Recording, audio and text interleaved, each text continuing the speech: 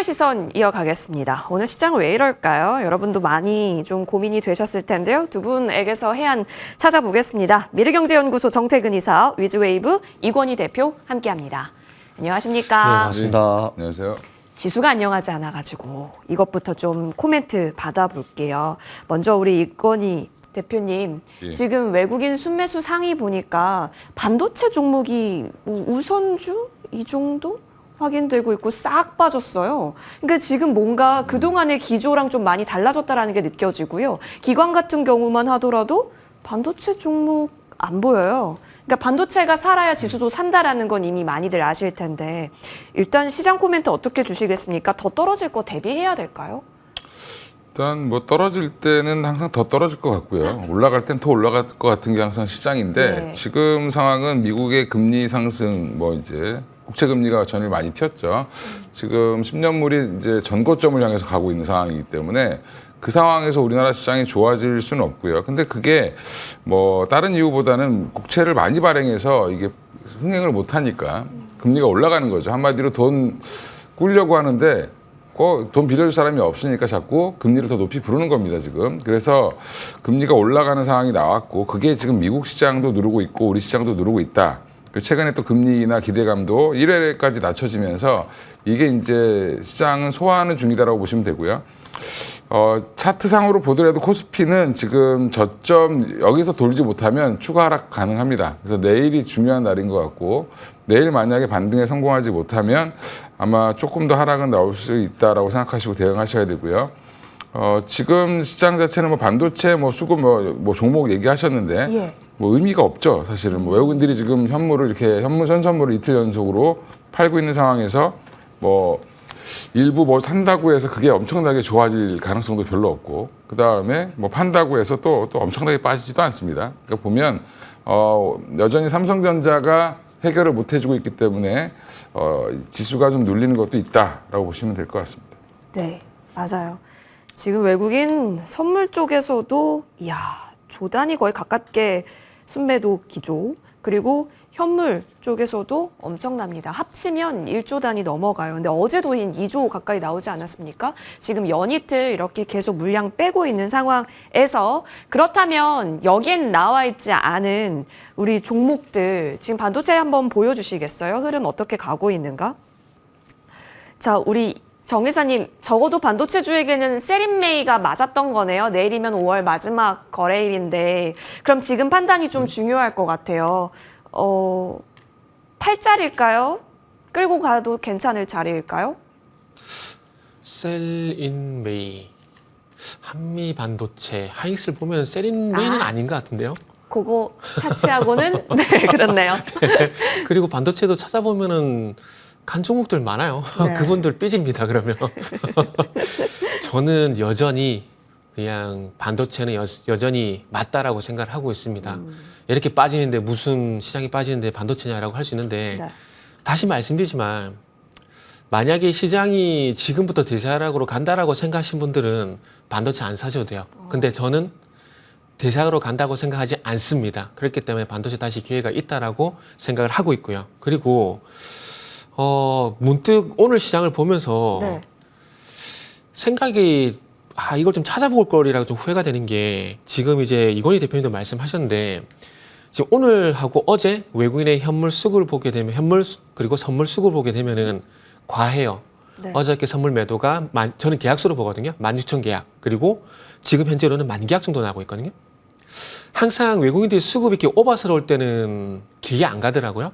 그런데 오늘은 매도지만은 제 기억이 맞는지 모르겠지만은 3월 21일 날 그때 삼성은 5% 넘게 상승하게 되면서 이때가 정말 많이 정확히 기억이 안 나는데 이때도 아마 선물 외국인 계약수가 매수 계약수가 엄청나게 많이 들어와서 기억을 하고 있거든요. 근데 제가 그때 당시에 이제 우리 앵커님 안 계실 때 어떤 얘기를 했냐면은 모르는 사람이 맛있는 거 사주면 따라가야 되나? 라는 엉뚱한 얘기를 하게 되면서 제가 조금은 지금의 상승이 거슬린다는 얘기 말씀드렸거든요. 그러니까 지금도 마찬가지예요. 이렇게 과하게 매도가 나오면은 오버스럽게 매도를 했을 때 제 과거 경험상 지속이 안 됐다는 점을 보게 된다라면은 이게 무슨 소리야라고 할 수 있지만은 그럼에도 불구하고 안 빠질 수도 있겠다? 라는 생각이 들어요. 그러면은 그렇다고 해서 V자 반등이 바로 나오는 건 아니지만 적어도 이제 더 이상 나빠지지 않는다라는 그런 심리가 들어가지 않을까? 나오지 않을까라는 생각이 좀 들어요. 지금은 HLB, 삼성전자 이렇게 연타석으로 이렇게 카운터 펀치를 맞다 보니까 투자 심리가 상당히 많이 약해져 있는 상황이거든요.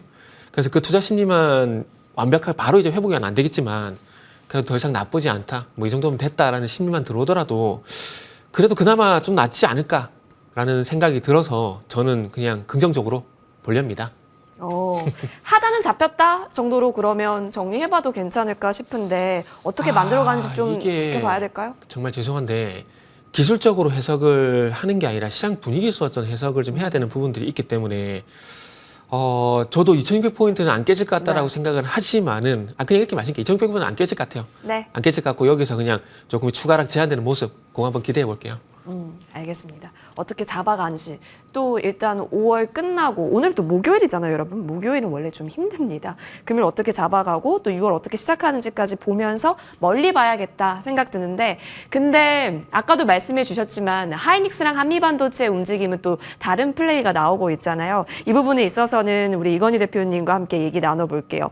20만 원 깨진 거는 시장 탓으로 돌려볼까요? 외국인은 8일 연속 담는데 더 가는 추세라면 오늘의 조정이 또 예쁜 구간일 수도 있는 거잖아요, 대표님. 예, 뭐 여전히 예쁘다고 보고 있고요.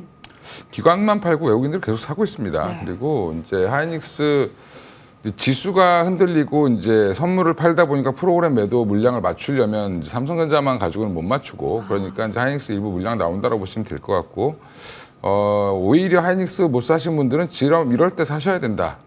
예. 이럴 때 사셔야 되고요. 우리나라에서 지금 HBM 관련돼서 엔비디아 관련돼서 수혜를 받고 있는 회사 몇 개 없습니다. 그 중에 하나가 하이닉스고 결국에는 그 다음이 뭐 한미반도체, 그 다음이 뭐 PSK 홀딩스 정도인데 그러면 이 회사들은 빠지면 그냥 사면 됩니다.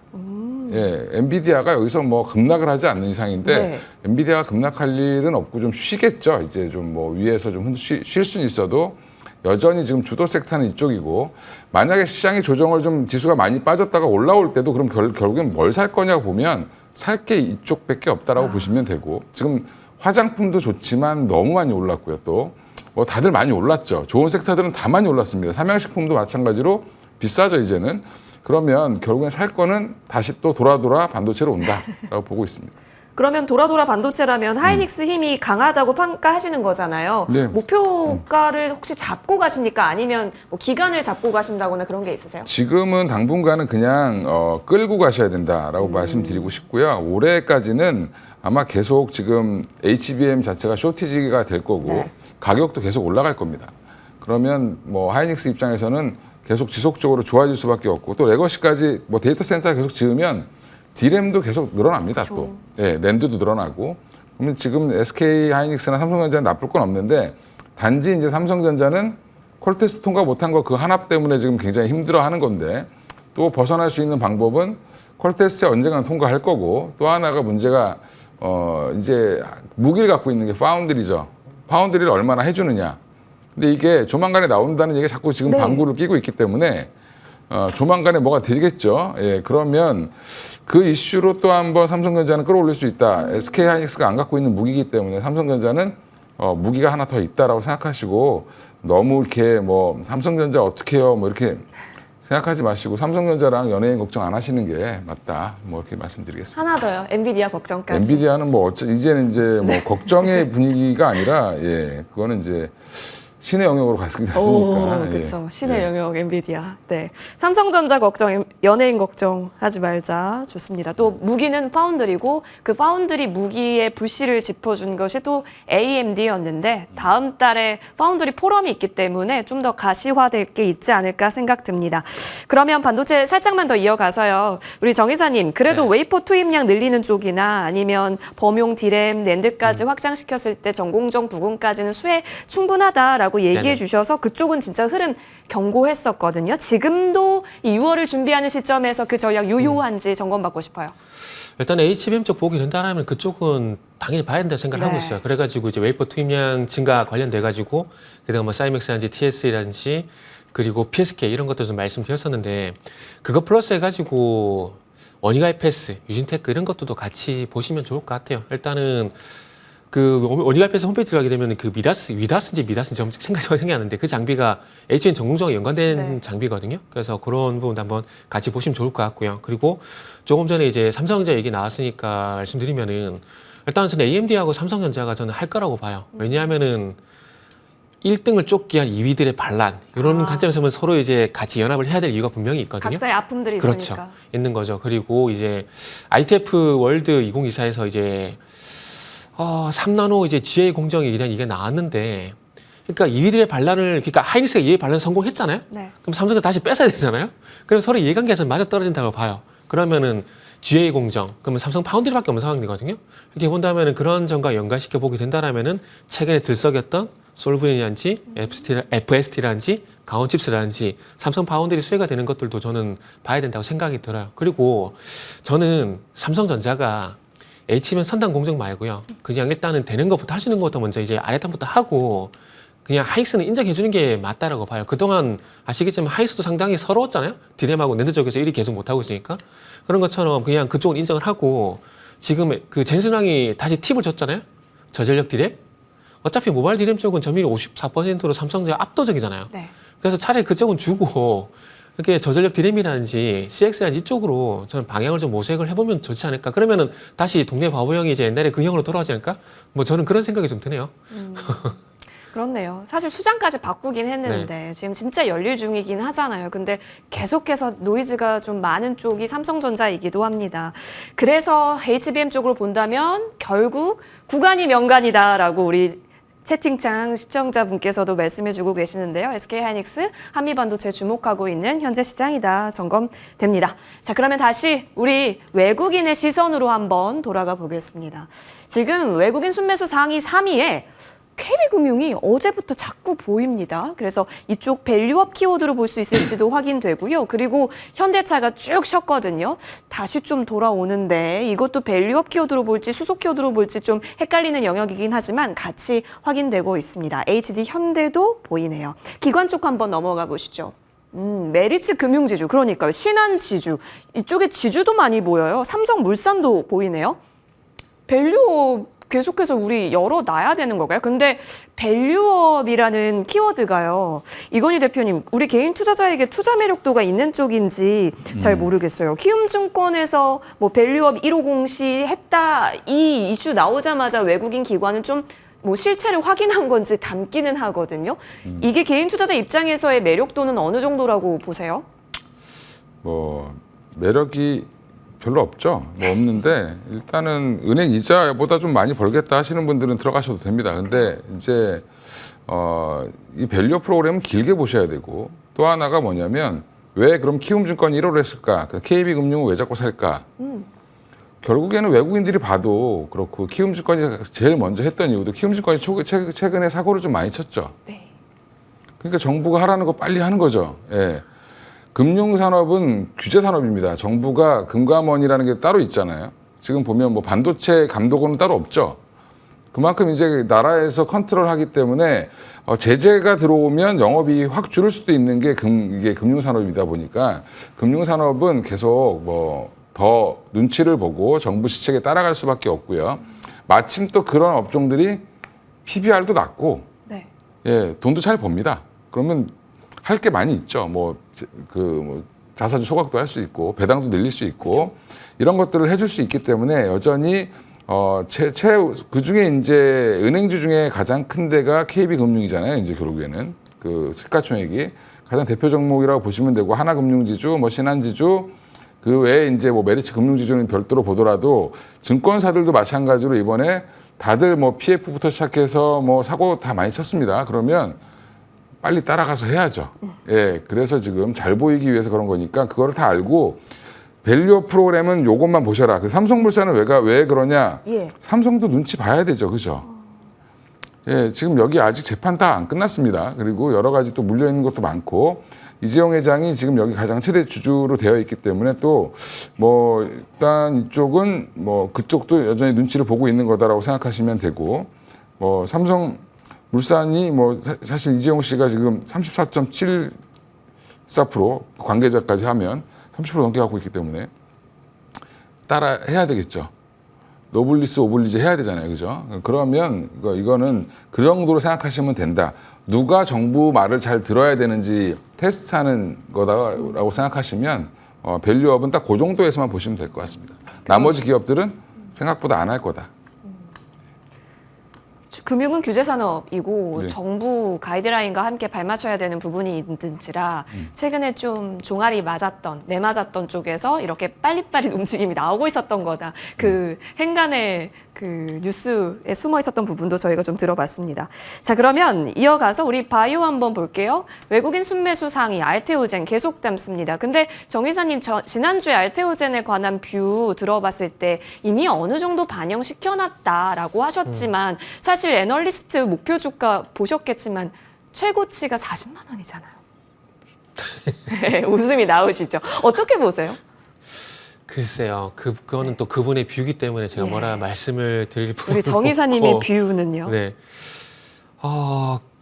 글쎄요. 지금 40만 원 가게 되면 지금의 더블 이상이 가야 된다는 결론이고요. 그러면은 2020년도 최고가 2020년도 6월 달에 네. 최고가가 38만 원이거든요. 그때 뚫는다는 그죠. 거죠. 이 가격을 뚫는다는 얘기잖아요. 그러면은 글쎄요. 알테오젠 같은 경우 잘 아시다시피 지난 3월 달, 2월 달부터 3월 달까지는 머크 이슈 이걸로 쭉 주가를 당겼고 지금은 또 MSCI 그 리밸런싱 이슈가 있잖아요. 그래가지고 세 개 종목이 픽이 된데 현대일렉트릭, 알테오젠, 엔캠 요 세 개 된데 요 세 개 종목 다 외국인 매수가 들어와요. 근데 주가 흐름은 셋 다 비슷해요. 네. 그러면 이거를 어떻게 해석을 해야 되느냐? 그게 궁금해요. 글쎄요, 저는 어떻게 살지 모르겠어요. 이게 검은머리 외국인인지 정말 외국인인지 정말 그것도 저기 판단이 솔직히 안 되고요. 그러다 보니까 MSCI 이슈 때문에 일단 매수가 들어가는데 그러면은 그 이슈 때문에 많이 들어온 거라면은 그 전까지 상승이 나왔는데 상승이 안 나온다. 그럼 이것도 시장의 영향을 좀 받고 있다는 거거든요. 아, 시장 밀리니까. 네. 글쎄요, 정말 제가 말을 이렇게 뱅뱅뱅 돌리고 있는데 결론은 모르겠어요, 저도. 그러면 네, 오케이. 모르겠어요, 저도. 금리도 있겠죠. 금리 네. 영향도 있을 것 같긴 한데 이건 모두가 알 거니까요. 그러면 우리 질문 드려볼 수밖에 없습니다, 대표님. 어떤 관점이세요? 그러니까 알테오젠에 대해서 말이 많은데 네. 이제 뭐냐면 알테오젠이 주가가 빠지지도 않고 올라가지도 않고 지금 옆으로 횡보하고 있죠. 이거는 그러니까요. 기간 조정을 받는 거다라고 생각하시면 되고 목표 주가 30만 원, 40만 원 그 이상도 갈 수 있다라고 보고 있습니다. 저는. 그래요? 예, 근데 언제 가느냐의 문제죠. 사실은 타이밍의 문제인 거고 이게 지금 2024년 5월 30일인데 2026년이 되면 지금 사실은 그냥 기술 수출한 거 머크에 그게 이제 약이 되면 예.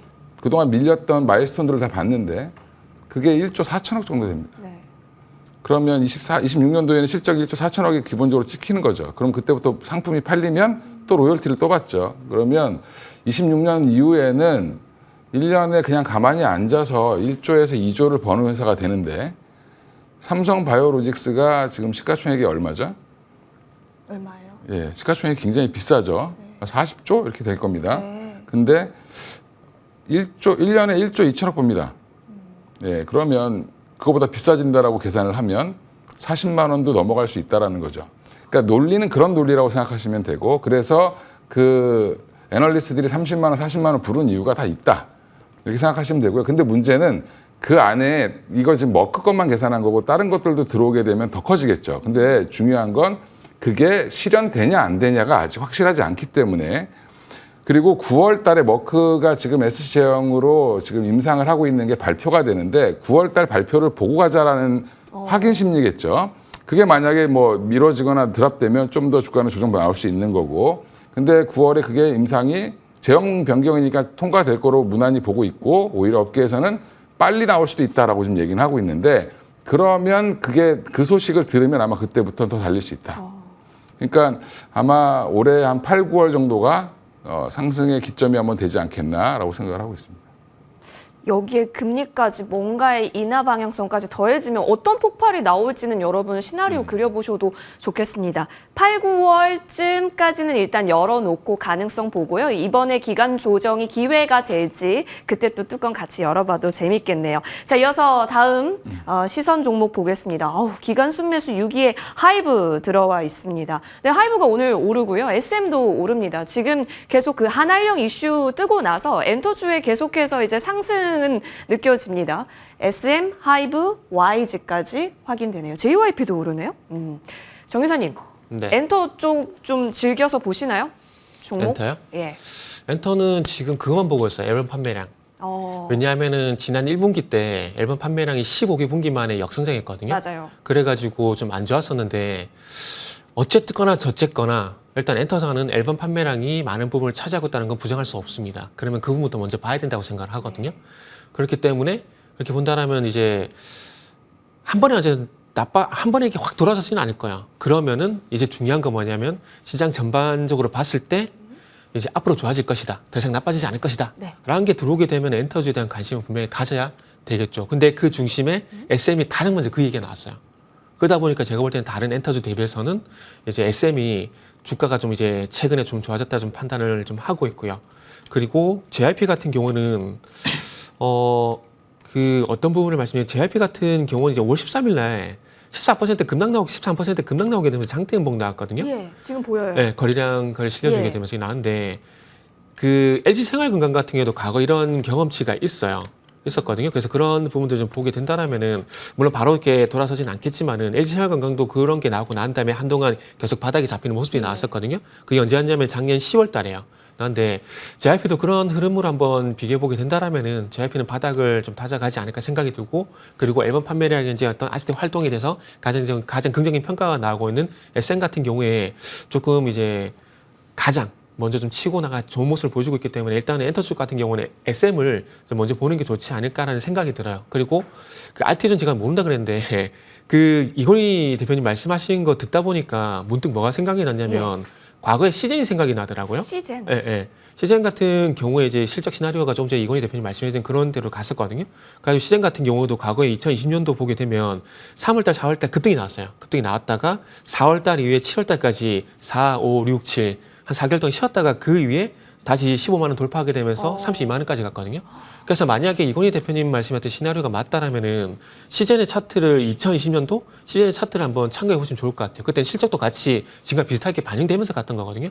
그래서 일단은 뭐 제가 모른다 그랬지만 이건 좀 밥값은 좀 해야 될 것 같아가지고 급하게 이거 한번 생각이 나서 말씀드려봤어요. 어우, 감사합니다. 이전에 그랬던 그 선행 네. 예시가 사회. 있었네요. 네네. 네. 시젠 같이 보도록 하면서 저희 이렇게 오늘 프로의 시선 마무리하겠습니다. 정태근 이사, 이건희 대표 오늘 좋은 말씀 감사합니다. 보내드릴게요. 고맙습니다. 감사합니다. 예.